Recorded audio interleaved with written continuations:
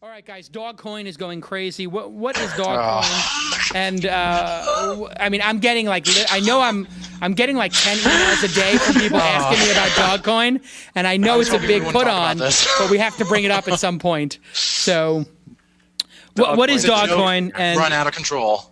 Yeah. It's the internet, man. It's built off a meme, but there's a community coming around it, and it has all the cryptographic properties of like Litecoin and other real coins, but it's got a real following and a development base, it seems, because it's memeable. Yeah. So basically, what they did is they took an existing application, Litecoin, and changed a bunch of pictures and text, and created a new blockchain, basically a new decentralized database. And somehow that's become profitable. And it's based, of course, off of the meme of this. There's a meme of this dog photo. Doggy. Yeah, doggy. Yeah. And it's a Shiba, I guess. And it looks at you with a certain, sort of, scary. It's an irreverent ecosystem. And, but it's growing. God bless them. God bless them. It's got to so be good. It's kind of crazy. I bought $100 worth of it yesterday because I just thought it was funny. And I'm basically going to, if Bryce is listening, Bryce, do me a favor, sell as many as it takes to get my $100 back, and then let the rest ride in a week. But it seems like this could be, to me, a signal that things are coming to their logical conclusion when people pop up a currency as a joke. So let's add that as our fourth startup of the week, our fourth launch of the week. So I would like to ask my guest. Hey, everybody, welcome to This Week in Startups. This is the show where I, Jason Calacanis, the @Jason on Twitter, talk to people about changing the world through entrepreneurship, through startups, through making projects that hopefully seem absolutely fracking insane today.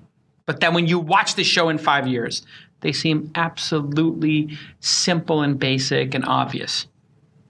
90% of people don't understand a great idea when it starts. And the road of entrepreneurship is that every year, every quarter, 10 or 20% more people understand what you're doing. So when you start Groupon or YouTube or Facebook or Twitter or Tesla, everybody thinks you're an idiot and a madman. And then at some point they think, hey, you're a visionary. That's entrepreneurship. You go from being a pariah and a madman and annoying, and then suddenly you're a genius. And you probably fail along the way. You hit a wall. People make fun of you. You think you should quit. All these things happen. And what this show tries to do is accept that reality and to suspend disbelief for just a moment and say, what if this could succeed? That's what I do in my life. I angel invest and start companies. And sometimes when I'm meeting with an entrepreneur, an alarm goes off in my head and it says, this has a 2% chance of working. And that tells me do not write a check as an angel investor. And then I slowly learned when there's a 2% chance of it working, and the implied odds are that if it does work, it would be 1,000 times return and it would change the world, that's when you actually have to free yourself from negativity and the constraints of logic and actually decide to make a bet, to be bold, to go long. It's counterintuitive, right? 98% chance of failure. Nobody can figure it out. This person's a loon. This person's annoying. This person is cantankerous and annoying. And they're just the sand in the oyster shell that perhaps over time could create the pearl. That's what this is about. That's what this show, This Week in Startups, is about. This is a bit of a rant because I've had far too much coffee today. Anyway, today on the show, John Moland is that sand in that oyster. Josh. I'm sorry, did I say Josh? Yeah. Sorry, Josh.